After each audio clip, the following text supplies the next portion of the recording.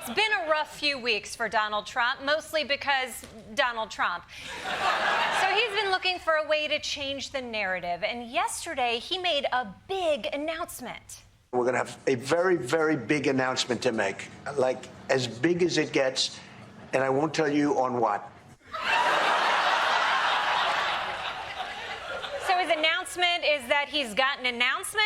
Cool. It's great to have a president who does teaser trailers for world events. It's like when FDR said, "We only have one thing to fear, and I'll tell you what it is after the break."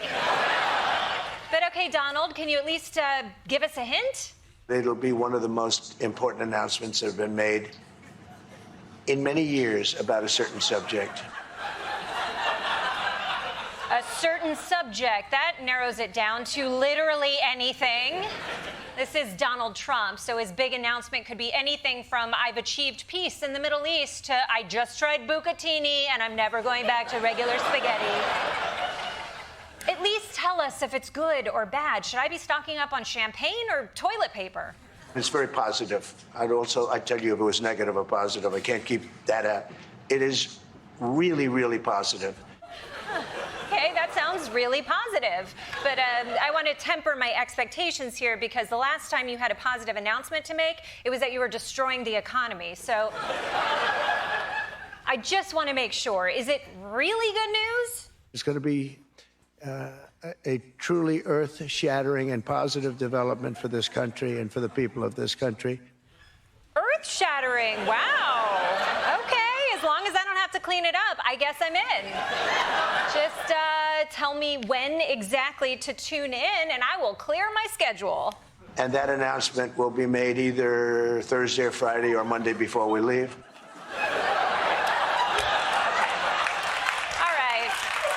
You have no idea what you're announcing, do you? You're just going to go into the next room and be like, "Guys, I promised them something big. Does anyone have anything good? I have 2 to 5 days, and don't say Jell-O shots, Pete." Next time, just come out when you're ready to say the announcement. We don't need a pre-announcement. This is worse than my cousin announcing that they're trying for a 3rd child. Great, so you're telling me that you're f***ing a lot? Call me when there's a Gymboree registry.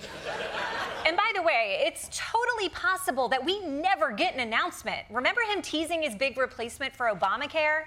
Wait till you see the plans we have coming out literally over the next 4 weeks. We have great health care plans coming out. The plan is coming out over the next 4 weeks. We'll be announcing that in about 2 months. And that 2 months was up 69 months ago. Very nice. But while we're waiting for Trump's earth-shattering, mind-blowing, orgasm-inducing announcement, there's already a much stupider announcement in the works. We know we have the Gulf of America, formerly the Gulf of Mexico, and next week, President Trump plans to announce the U.S. will refer to the Persian Gulf as the Gulf of Arabia or the Arabian Gulf. What is it with this guy and renaming gulfs? At least the Gulf of Mexico was on our border, but now he's just going around renaming other countries' water? The Gulf of Thailand is now the Gulf of White Lotus. The Indian Ocean is now the Elizabeth Warren Pocahontas Ocean. And the Black Sea, we're just getting rid of. No more DEI.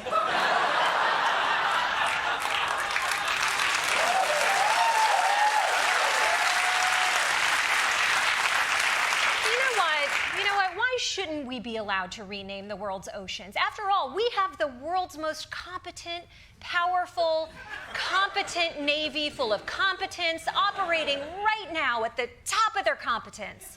For the second time in just over a week, U.S. fighter jet falling off an aircraft carrier and sinking in the Red Sea. The $67 million F-18 Super Hornet crashed into the Red Sea last night and was lost. The pilots managed to eject safely. Just over a week ago, another Super Hornet fell from the same ship. Not to get all doge over here, but I think we could save some money if we stop dropping fighter jets into the Red Sea. At some point, we're giving more military aid to pufferfish than we are to Ukraine. Zelensky should just be following behind our aircraft carriers with a giant net. And I know know this is all a little concerning, but don't worry. Pete Hegseth has ordered a top-to-bottom review to determine if there were any rainbow flags on board that might be to blame. Whatever the cause is, we have got to stop dropping $70 million fighter jets into the ocean, people. Otherwise, it's going to change the reputation of America's fighter pilots. And then the Top Gun sequels are just going to start getting real weird. Another sunk jet. Damn it, Top Gun Maverick. Why do you keep trying to see if planes can fly underwater? It's one of life's mysteries, sir. No, it's not.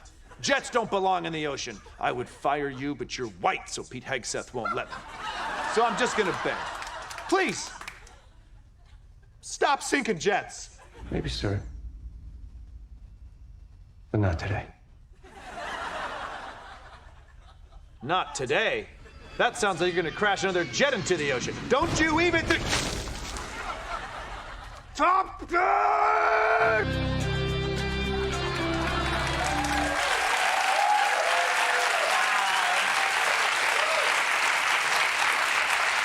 Truly feels the need for speed. And finally, an update on tariffs. They're the reason your MAGA family stopped talking about the economy. Just mine? Just my family? Ever since they kicked in, Trump has been telling Americans that they're going to have to tighten their belts a little. And there's one example in particular that he keeps fixating on. Maybe the children will have 2 dolls instead of 30 dolls, you know? I don't think a beautiful baby girl that's 11 years old needs to have 30 dolls. I think they can have 3 dolls or 4 dolls. 15-year-old girl doesn't need 37 dolls. You don't need to have, as I said, 35 dolls. You can have 2, 3, 4. She can be very happy with 2 or 3 or 4 or 5. Why do I feel like last week Trump walked in on Eric kissing a doll, and now he's like, sorry, America, we're banning dolls. Banning them. Either way, it turns out that the whole expensive doll example was not hypothetical. Mattel, the company that makes Barbie dolls, is raising prices to offset President Trump's tariffs on Chinese imports. Yes, they're raising prices on Barbie. Even she has to cut back. She had to move out of Barbie's dream house and into Barbie's dream studio apartment with 2 roommates. Her pink convertible is now a 2007 Toyota Tercel. It's very sad. Come on, don't make Barbie tighten her belt even more. She only has a 1-inch waist. And Trump's not the only one answering doll-based questions. Treasury Secretary Scott Bessent, seen here watching a bulldozer demolish a local community center, also had some thoughts. Secretary Bessent, what would you say to a sweet little girl who wonders why she can't have a new Barbie this year? I would tell that young girl that you will have a better life than your parents, that you and your family, thanks to President Trump, can now be confident again that you will have a better life than your parents. You will be able to advance. You will have a good education. You will have economic freedom. Yes, if there's one thing children love, it's the concept of economic freedom. It's very clear that you were never a little girl. They would never be on board with this. I don't want that stuff. I want Barbies. You can't make economic freedom scissor each other. What's the point? Also, kids today are going to have a better life than their parents. Honey, I had 25 Barbies plus the dream house. We knew how to live in this country back when I was a kid during the Obama years. Don't Google it. I knew Bessent was a shitty Treasury Secretary, but I think there's one job he'd be even worse at. You and your family, thanks to President Trump, can now be confident again that you will have a better life than your parents. Oh. But don't worry too much. If you really can only buy one doll, there's a new one that's just right for 2025.